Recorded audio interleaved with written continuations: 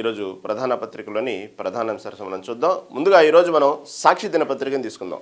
తెలంగాణకు సంబంధించినటువంటి సాక్షి దినపత్రికలో ఈరోజు ప్రధానమైన వార్తలు, నేడే తొలిపోరు.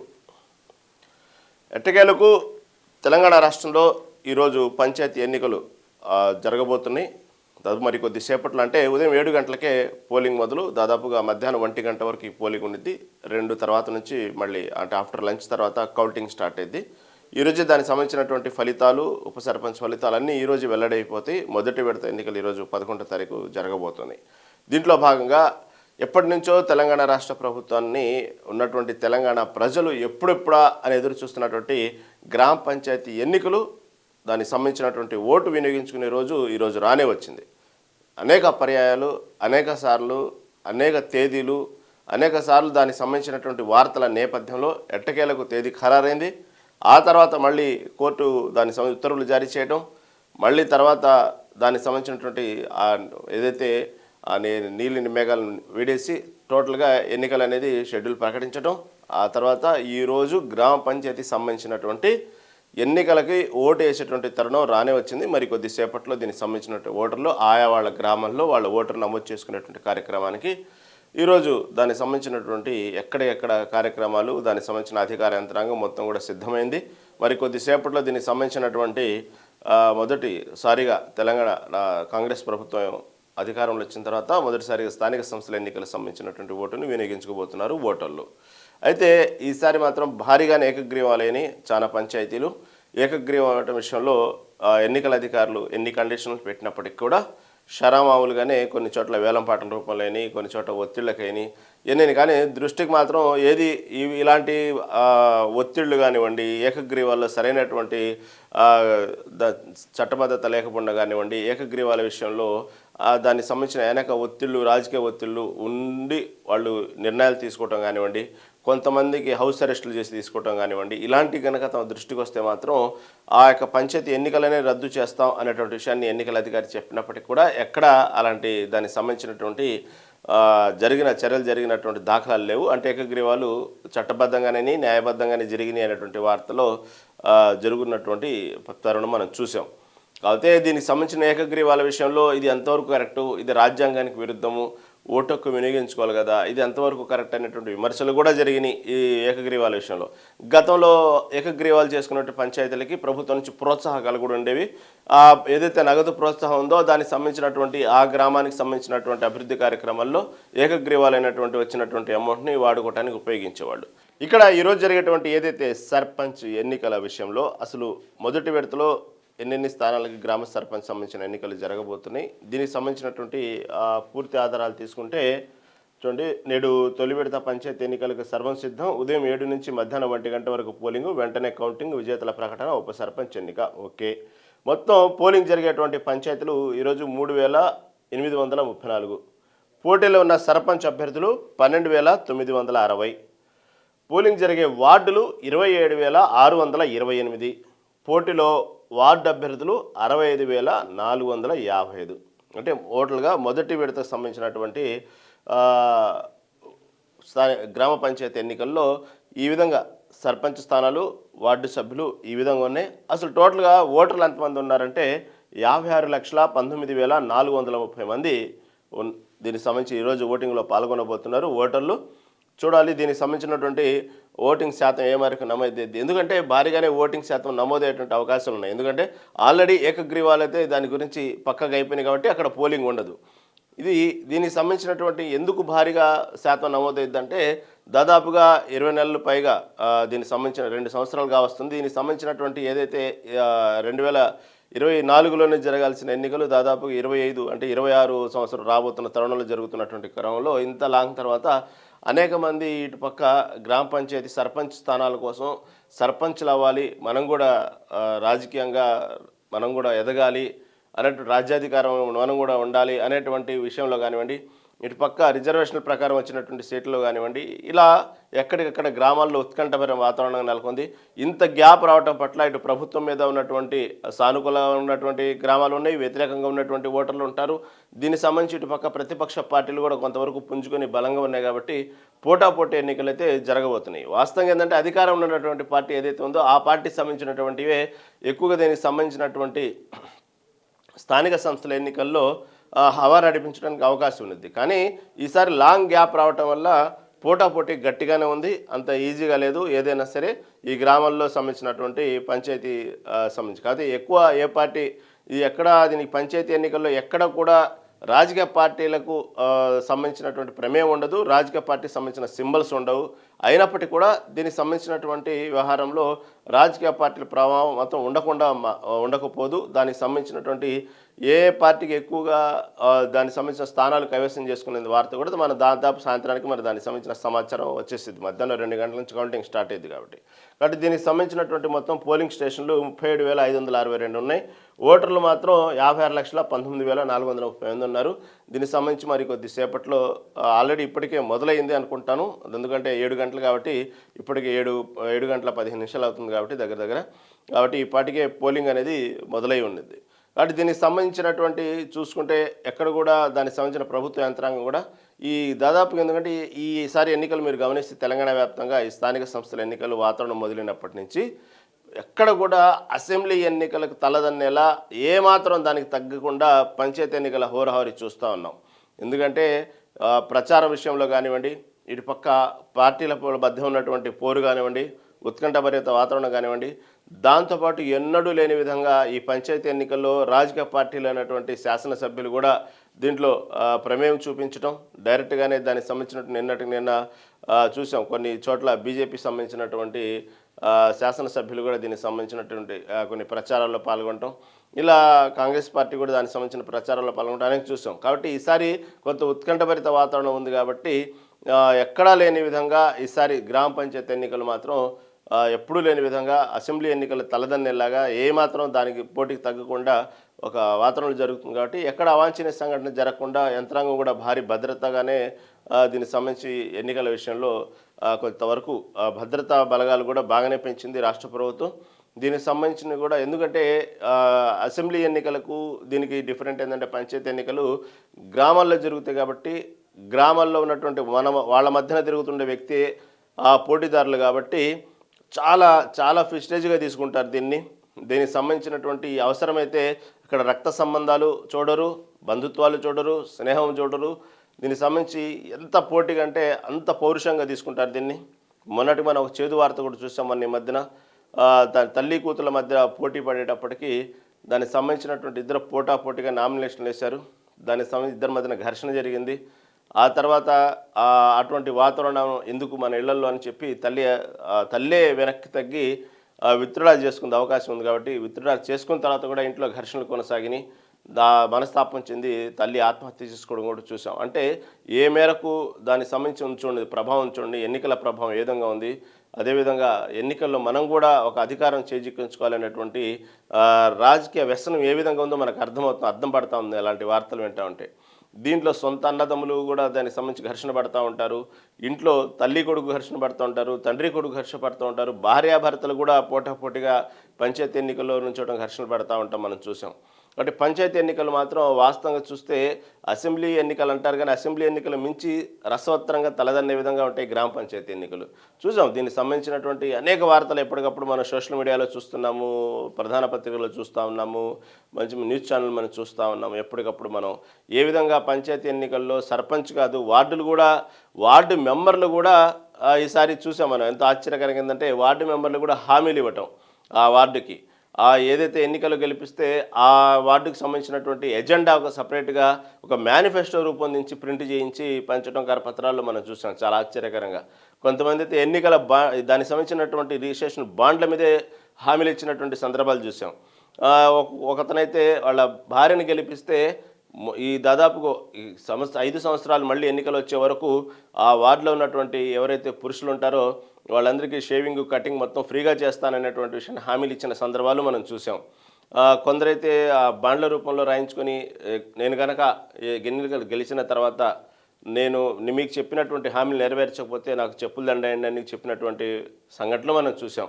కొందరైతే కాళ్ళ వేళ్ల పట్టం ఓట్లు అడగటం మనం చూసాం. ఇలా అనేక రకమైనటువంటి వింత వింత సంఘటనలు మనం చూసాం ఈసారి ఎన్నికల్లో.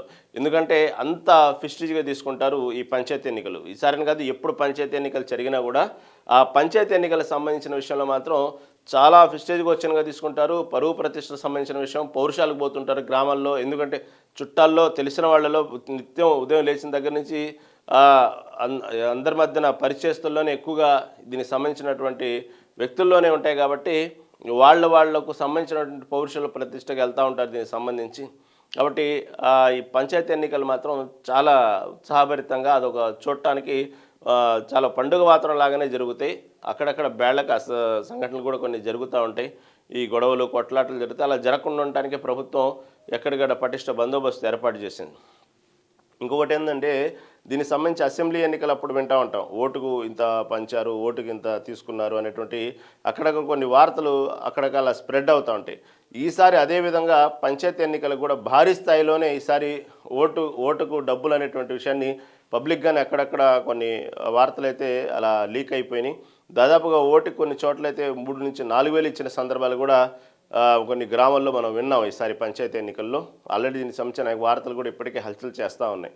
కాబట్టి చూడండి, దానికి సంబంధించిన పంచాయతీ ఎన్నికలు అంటే దాదాపుగా కొద్ది గొప్ప ఓటర్లే ఉంటాయి. వందల సంఖ్యలో, పదుల సంఖ్యలో ఉండేటువంటి గ్రామాలు కూడా ఉంటాయి. కాబట్టి ఇలాంటి చోట్ల కూడా ఇంత విస్టేజ్గా తీసుకొని మనం చూస్తున్నాం. దీనికి ఓటు నమోదు చేసుకోవడానికి ఎక్కడెక్కడి నుంచో ఈపాటికి మనం చూసాం.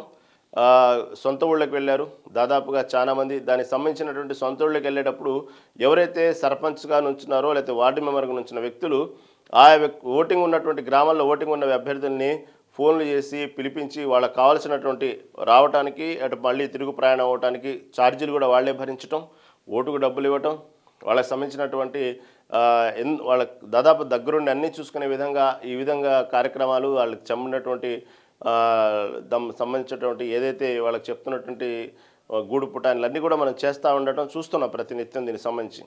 కొందరైతే ఏకంగా పంచాయతీ ఎన్నికల్లో ఓటు నమోదు చేసుకోవడానికి ఉన్నటువంటి గ్రామాల్లో కొద్ది గొప్ప ఉన్నటువంటి ఓటర్లు, అంటే పదుల సంఖ్యలో ఉన్నటువంటి ఓటింగ్ గ్రామాలు కూడా ఉన్నాయి పోలింగ్స్ దగ్గర. అలాంటి గ్రామాల్లో కొందరైతే ఏకంగా అమెరికా నుంచి బయలుదేరిన వార్తలు కూడా వింటున్నాము. ఎందుకంటే ప్రతి ఓటు అక్కడ వాల్యుబుల్ ఆ గ్రామాల్లో. గతంలో విన్నాం, ఇప్పుడు కూడా అలాగే జరుగుతుంది. కాబట్టి ఇలాగా గ్రామ పంచాయతీ ఎన్నికలు అనగానే చాలా ఫిస్టేజ్గా తీసుకుంటారు దీనికి సంబంధించి. కాబట్టి ఇప్పటికే మొదలైంది పోలింగ్ ప్రక్రియ.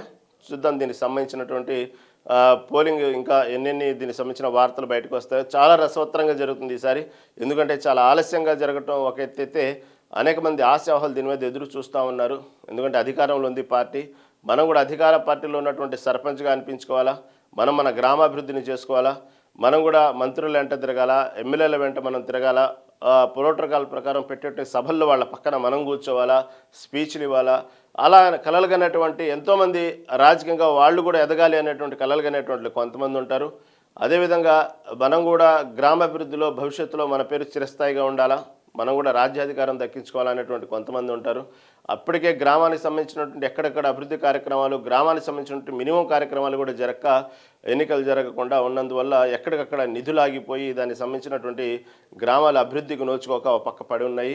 దానికి సంబంధించి వచ్చిన నిధులు కూడా ఈ 2026 మార్చి కల్లా దానికి సంబంధించిన ఎక్స్పైరీ డేట్ కూడా అయిపోతున్నాయి. దానికి ఆ నిధులు కూడా వెనక్కి వెళ్ళేటువంటి ప్రమాదం ఉంది కేంద్రానికి. కాబట్టి ఎన్నికలు ముందుగా సర్పంచ్ ఎన్నికలు జరుపుకుంటే ఆ నిధులు కూడా వెనక్కి వెళ్ళకుండా గ్రామాభివృద్ధిలో, గ్రామ పంచాయతీల్లో డెవలప్ చేసుకుని ఉపయోగపడింది. కాబట్టి ఇలా అన్ని విధాలుగా ఈసారి ఈ పంచాయతీ ఎన్నికలు ఎటు చూసినా కూడా చాలా ఫిస్టేజ్ అయిపోయినాయి. దీనికి సంబంధించి చాలా అవసరం, ముఖ్యమైపోయింది.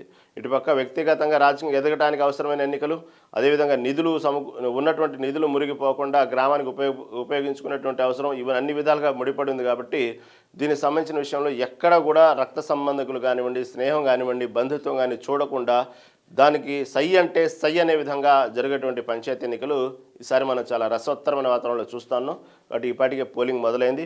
దీనికి సంబంధించినటువంటి మొదటి విడత ఎన్నికలైతే ఈ విధంగా జరగబోతున్నాయి. దీనికి సంబంధించి తర్వాత ఇంకొక వార్త,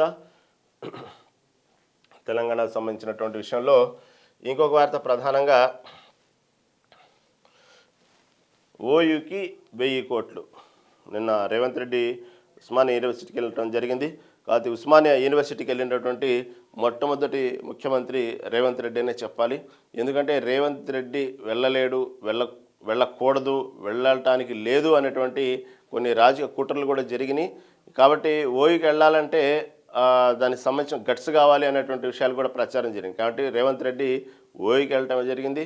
అక్కడ దాదాపుగా వాళ్ళ కోసం 1000 కోట్లు మంజూరు చేయడం కూడా జరిగింది. అతను నా ఉద్దేశం ఏంటంటే పేదలకు అధునాతన నైపుణ్యాలతో కూడిన విద్యను అందించాలనేదే లక్ష్యం అంటూ అక్కడ ప్రకటించడం జరిగింది. అదేవిధంగా ఏదైతే తెలంగాణ ప్రత్యేక రాష్ట్రం ఏర్పడే విషయంలో ఓయూ పాత్ర ఏంది, ఆ గతంలో జరిగినటువంటి విషయాలు అవన్నీ కూడా గుర్తు చేసుకుంటూ రేవంత్ రెడ్డి మాట్లాడినటువంటి స్పీచ్ మాత్రం నిన్న అందరినీ ఆకట్టుకుందనే చెప్పుకోవాలి ఉస్మానియా యూనివర్సిటీ వ్యాప్తంగా. కాబట్టి దీనికి సంబంధించినటువంటి ఎవరైనా సరే ఈ ఉస్మానియా యూనివర్సిటీలో రాష్ట్రానికి ఉపయోగపడే విధంగా ఆలోచనలు జరగాలి, రాష్ట్రానికి ఉపయోగపడే విధంగా రాజకీయ చైతన్యం ఉండాలి, ఇక్కడ విద్యార్థులు ఆ విధంగా తయారవ్వాలి. కానీ దీంట్లో యూనివర్సిటీలో రాజకీయాలు కానీ ఎంట్రీ కాకూడదు. కాబట్టి అలాగా నా దృష్టికి వస్తే మాత్రం సహించబోనంటూ ఇక్కడ ఉన్నటువంటి ఉపాధ్యాయులు కానివ్వండి, అనేక రంగాల్లో ఉండేటువంటి అడ్మినిస్ట్రేషన్ విభాగంలో కానివ్వండి, ఎక్కడ రాజకీయ జోక్యం అనేది చేస్తే మాత్రం సహించను. అది నా దృష్టికి తీసుకొస్తే మాత్రం నేను ఊరుకునేది లేదు. ఎవరైనా సరే, మా పార్టీ ఎమ్మెల్యేలైనా మంత్రులైనా ఎవరైనా సరే ఈ విషయంలో మాత్రం ఉస్మానియా యూనివర్సిటీలో ఎక్కడ కూడా దీనికి సంబంధించిన ఉద్యోగుల విషయంలో కానివ్వండి, ఉపాధ్యాయుల విషయంలో కానివ్వండి, ఎక్కడ కూడా రాజకీయ జోక్యం అనేది మాత్రం నేను సహించబోనంటూ రేవంత్ రెడ్డి చేసిన వ్యాఖ్యలు.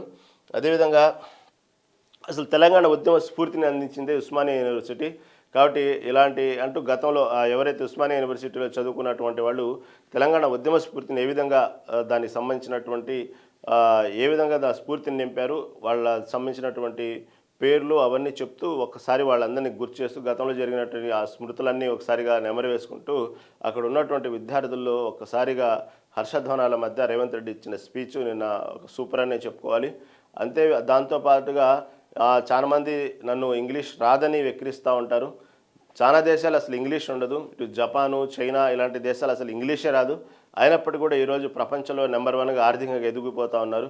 అక్కడ కావాల్సింది భాష కాదు, మనలో ఉండాల్సినటువంటి గట్స్ ఉండాలి. దాని ప్రకారం మనం ముందుకెళ్ళగలుగుతాం. కానీ భాష ఇంపార్టెంట్ కాదు. చాలామంది నన్ను ఇంగ్లీష్ రాదని దీని గురించి కామెంట్లు చేస్తూ ఉంటారంటూ అతని మీద వచ్చిన విమర్శల్ని కొందరు కామెంట్ని తిప్పికొడుతూ అక్కడ ఎక్స్ప్లెయిన్ చేయడం జరిగింది. కాబట్టి చైనా లాంటి దేశాలు, జపాన్ లాంటి దేశాలు కూడా ఇంగ్లీష్ రాదు. అయినప్పటికీ వీడు ప్రపంచంలో చూడండి, చైనా ఒక్కరోజు కనుక అమెరికా సంబంధించినటువంటి విషయంలో ఒక్కరోజు కనుక చైనా ఎగుమతులు కనుక ఆపితే దెబ్బకు అరగంటలోనే అల్లకల్లోలం అయిపోయింది అమెరికా. కాబట్టి ఎక్కడ చైనాలో ఇంగ్లీష్ వచ్చినటువంటి సందర్భాలు లేవు. ఇంగ్లీష్ రాదు కూడా అక్కడ. అదేవిధంగా వాళ్ళ దేశ భాషను వాళ్ళు గౌరవించుకుంటారు. అదేవిధంగా కావాల్సింది భాష కాదు, అక్కడ చేయాలనేటువంటి నిబద్ధత, పట్టుదల ఉండాలి. అవన్నీ నాలో ఉన్నాయంటూ రేవంత్ రెడ్డి చెప్పుకొచ్చినటువంటి స్పీచ్ నిన్న మొత్తం వైరల్ అవుతూ ఉంది. దానికి సంబంధించినటువంటి తనకు విదేశీ భాష రాదు కానీ పేదల మనస్సును చదవటం నాకు వచ్చన్నారు సీఎం రేవంత్ రెడ్డి. ఈ విషయాన్ని కూడా హైలైట్ చేసింది సాక్షి దినపత్రిక. అదేవిధంగా విశ్వవిద్యాలయాల్లో కానీ బోధనేతర సిబ్బంది నియామకాలకు రాజకీయాలకు అతీతంగా చేపడతామని సీఎం రేవంత్ రెడ్డి చెప్పడం జరిగింది. ఎవరు పైరవీలు చేసినా సహించబోనని, ఇందులో ప్రభుత్వ జోక్యం కూడా ఉండదని అన్నారు. తెలంగాణ ఉద్యమ స్ఫూర్తిని అందించిన ఘనత ఉస్మానియా యూనివర్సిటీది అన్నారు. ఎంతోమంది ఉద్యమకారులను, మేధావులను అందించిన చరిత్ర ఓయూకు ఉందని చెప్పారు. అయితే గడిచిన 10 ఏళ్లుగా యూనివర్సిటీ అభివృద్ధికి దూరంగా ఉందని విమర్శించారు. ఓయూ అభివృద్ధికి బాటలు వేసేందుగా తాను వచ్చానని అన్నారు. యూనివర్సిటీలోని అంతర్జాతీయ స్థాయిలో తీర్చిదిద్దాలన్నదే తమ సంకల్పమని, అందుకే 1000 కోట్ల నిధులు మంజూరు చేశామని తెలిపారు. తెలంగాణకు పట్టిన చీడను ఎలా వదిలించాలో తనకు తెలుసని వ్యాఖ్యానించారు. ఈ విధంగా ఏమైనప్పటికీ కూడా నేను సీఎం రేవంత్ రెడ్డి ఉస్మానియా యూనివర్సిటీకి సంబంధించినటువంటి విషయంలో అసలు వెళ్తారా, వెళ్ళరా, తర్వాత వెళ్ళటానికి లేదు, వెళ్ళకూడదు, వెళ్తే అక్కడ రాకుండా చేయాల్సినటువంటి కొన్ని రాజకీయ కుట్రలు, వెనక జరిగిన కుట్రలన్నీ కూడా ఛేదించుకుంటూ ఏదేమైనప్పటికీ కూడా ఓయూలో నిన్న ఏదైతే ఆర్ట్స్కి సంబంధించిన కళాశాల ఎదురుగా ఈ భారీ బహిరంగ సభ ఏర్పాటు చేసి అక్కడ విద్యార్థులు ముచ్చటించి ఆ యూనివర్సిటీని డెవలప్ కోసం 1000 కోట్లు మంజూరు చేసి మొట్టమొదటిగా ఉస్మానియా యూనివర్సిటీకి వెళ్ళిన సీఎంగా సీఎం రేవంత్ రెడ్డి అక్కడ ఘనతను సాధించారని చెప్పుకోవాలి. ఈ విధంగా చాలా రసవత్తరంగా జరిగింది నేను ఉస్మానియా యూనివర్సిటీలో. దీనికి సంబంధించినటువంటి మొత్తం కూడా తర్వాత ఢిల్లీకి ముఖ్యమంత్రి రేవంత్ రెడ్డి అంటూ ఇంకొక వార్త కూడా ప్రచారం చేస్తున్నారు.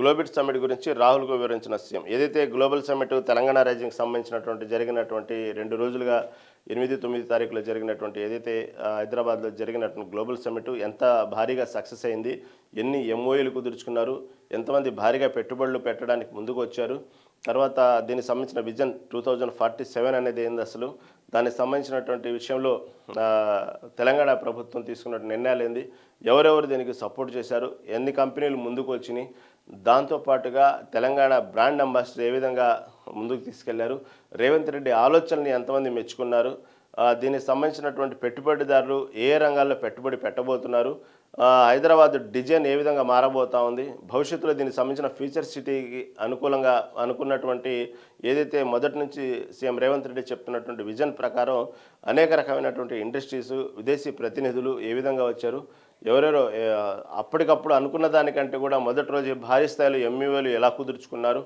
ఇటుపక్క ట్రంప్ సంబంధించినటువంటి ప్రతినిధులు కానివ్వండి, ఇటుపక్క అదేవిధంగా అనేక కంపెనీలు, ఇటు టాటా మహీంద్రా వాళ్ళు మాట్లాడినటువంటి కొన్ని విషయాలు కానివ్వండి, అనేక రకాలైనటువంటి ఎంఓయూలు కుదుర్చుకున్నటువంటి సందర్భాలు, లక్షల కోట్లు సంబంధించినటువంటి ఎంఓయూలు ఎలా కుదుర్చుకున్నారు, దానికి సంబంధించిన భవిష్యత్తు ఏంది, దానివల్ల పార్టీకి ఎంత ఉపయోగపడింది, భవిష్యత్తులో రేవంత్ రెడ్డి తీసుకున్న నిర్ణయాల పట్ల ఎవరెవరు ఎలా స్వాగతించారు, దీనికి సంబంధించినటువంటి అన్ని పార్టీలకు సంబంధించిన ఎవరైతే అధికారంలో ఉన్నటువంటి పార్టీతో పాటు మిగతా సంబంధించినటువంటి కిషన్ రెడ్డి వీళ్ళందరూ కూడా ఏ విధంగా వచ్చారు, దానికి సంబంధించినటువంటి ఎలా సహకరించారు, అందరూ ఏకతాటిపైకి వచ్చి తెలంగాణ డెవలప్మెంట్ కోసం ఏ విధంగా మాట్లాడారు, ఇవన్నీ కూడా రాహుల్ గాంధీకి వివరించే పనిలో ఈరోజు ఢిల్లీకి వెళ్తున్నారు ముఖ్యమంత్రి రేవంత్ రెడ్డి.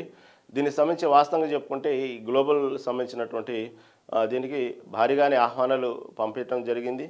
అయితే అనుకున్న స్థాయిలోనే దీనికి అతిథులు రావటం ఇంపార్టెంట్ కాదు, కానీ పెట్టినటువంటి కాన్సెప్ట్ విషయంలో మాత్రం రేవంత్ రెడ్డి సక్సెస్ అయ్యాడని చెప్పుకోవాలి. అనేక మంది విదేశీ ప్రతినిధులు రావడం కూడా జరిగింది.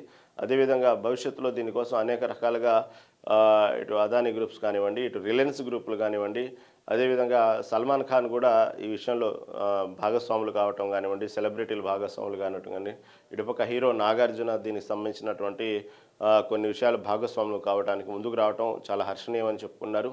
అదేవిధంగా రెండో రోజు కూడా చాలా ముగింపు కార్యక్రమాలు కూడా చాలా అట్టహాసంగా జరిగినాయి. ఇటుపక్క మెగాస్టార్ చిరంజీవి గారు దీనికి అటెండ్ అవ్వడం జరిగింది.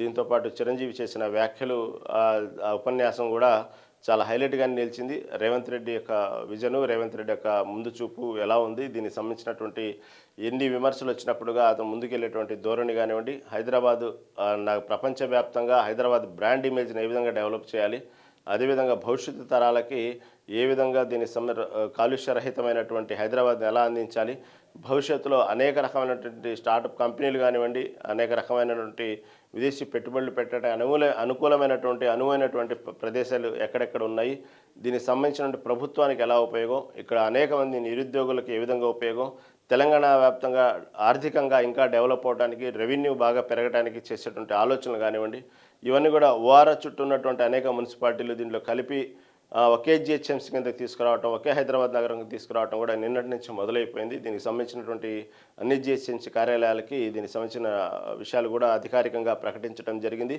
దాంట్లో భాగంగానే ఇప్పుడు మొత్తం అప్పటికప్పుడు అనుకున్న దానికంటే కూడా చాలా స్టార్టప్గా అనేక మంది దీనికి ముందుకు రావటం జరిగింది. రేవంత్ రెడ్డి ఆలోచనని అందరూ దీనికి విమర్శలు లేకుండా, ప్రతి విమర్శలు లేకుండా అందరూ మెచ్చుకోవటం దీనికి సంబంధించిన గ్లోబల్ మీట్లో చాలా సక్సెస్ అయిందని చెప్పుకోవాలి. అవన్నీ కూడా రాహుల్ గాంధీ వివరించడానికి సీఎం రేవంత్ రెడ్డి ఢిల్లీకి వెళ్ళడం జరిగింది.